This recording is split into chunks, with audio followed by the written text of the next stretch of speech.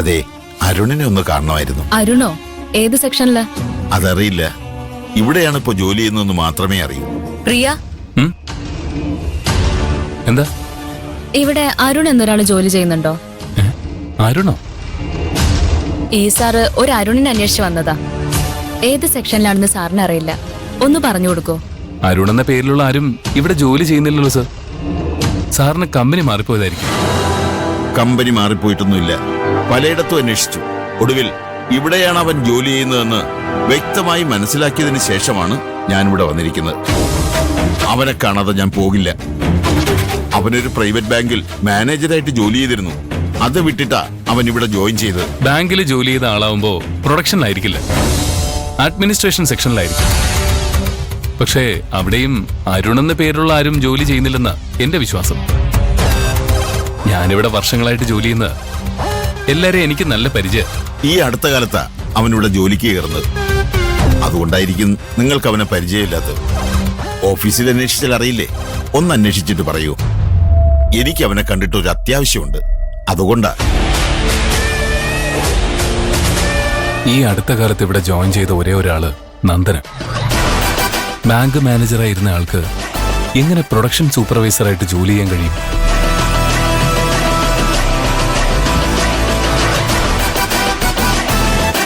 Sir, സാറിന് company മാറിപ്പോയത് തന്നെയാ.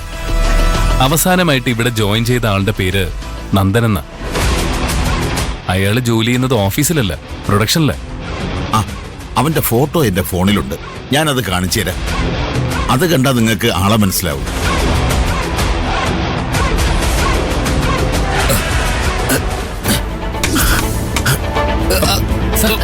Sir, sir എന്തു പറ്റി? സാർ ഇവിടെ ഇരിക്കണം. സാർ, സാറിന് വെള്ളം വേണോ? ഞാൻ എടുത്തിട്ട് വരാം. മോനെ, സാരമില്ല. പെട്ടെന്ന് ഞാൻ എന്റെ മോളെ ഓർത്തുപോയി. മോളെ ഓർമ്മ വന്ന ഞാൻ ഇങ്ങനെയാ. സാരമില്ല, എനിക്കിപ്പോ ഒന്നുമില്ല. മോനെ, ആ ഫോണൊന്ന് എടുത്തു തരുമോ? ഞാൻ അവന്റെ ഫോട്ടോ കാണിച്ചു തരാം.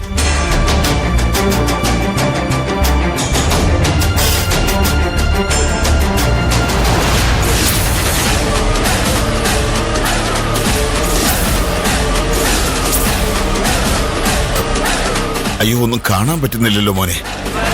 ഫോണിന്റെ ഡിസ്പ്ലേ പോയി.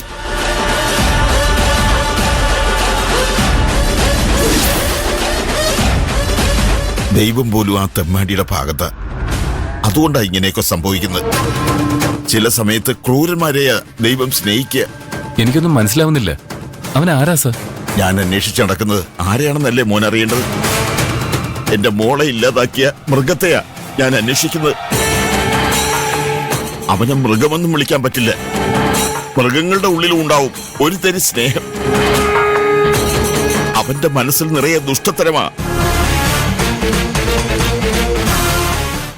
3 ദിവസമായി ഞാൻ അവനെ അന്വേഷിച്ച് നടക്കുക. ഊണും ഉറക്കവും വിശ്രമവും ഇല്ലാതെ ഞാൻ അവനെ അന്വേഷിച്ച് നടക്കുക. അവന്റെ കൂടെ ബാങ്കിൽ ജോലി ചെയ്തിരുന്ന ഒരാള് തന്നെയാ അവനിപ്പോ ഇവിടെ ഉണ്ടെന്ന് പറഞ്ഞത്. അവനിവിടെ ഉണ്ട് മോനെ. അവൻ ഈ കമ്പനിയിൽ തന്നെ ഉണ്ട്. എന്റെ മോളെ ഇല്ലാതാക്കിയ ആ മൃഗം ഈ കമ്പനിയിൽ തന്നെ ഉണ്ട്. മോനെ, അവനെ വെറുതെ വിടാൻ പാടില്ല. വെറുതെ വിട്ടാൽ എന്റെ മോൾക്കുണ്ടായ അനുഭവം പല പെൺകുട്ടികൾക്കും ഉണ്ടാവും. അവനവരെ പ്രേമം നടിച്ച് ചതിക്കും.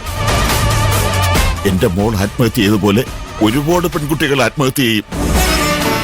ഞാൻ ഈ കരയുന്നത് പോലെ അവരുടെ അച്ഛന്മാരും കരയേണ്ടി വരും.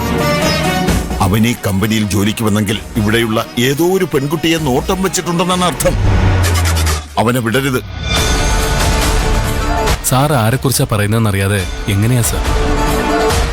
അരുൺ എന്ന പേര് മാത്രം വെച്ച് ഞാൻ എങ്ങനെയാ അവനെ കണ്ടുപിടിക്കുന്നത്? സാർ ഇപ്പൊ തിരിച്ചു വയ്ക്കോ. വീട്ടിൽ പോയി റെസ്റ്റ് എടുക്കുക. എന്നിട്ട് ഫോൺ റിപ്പയർ ചെയ്ത് അവന്റെ ഫോട്ടോ ആയിട്ട് തിരിച്ചു വരും. അവൻ ഇവിടെ ഉണ്ടെങ്കിൽ അവനെ ഞാൻ സാറിന് പിടിച്ചു തന്നിരിക്കും. ശരി മോനെ.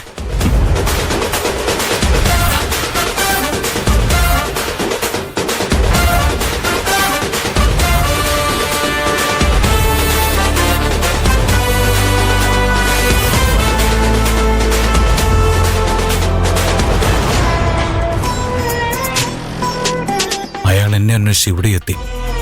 ഇനി ഇവിടെ നിൽക്കുന്നത് സേഫല്ല. എന്റെ ഫോട്ടോയുമായി അയാൾ വീണ്ടും വരുന്നതിന് മുമ്പ് വന്ന കാര്യം പൂർത്തിയാക്കി എത്രയും വേഗം ഇവിടുന്ന് പോകണം.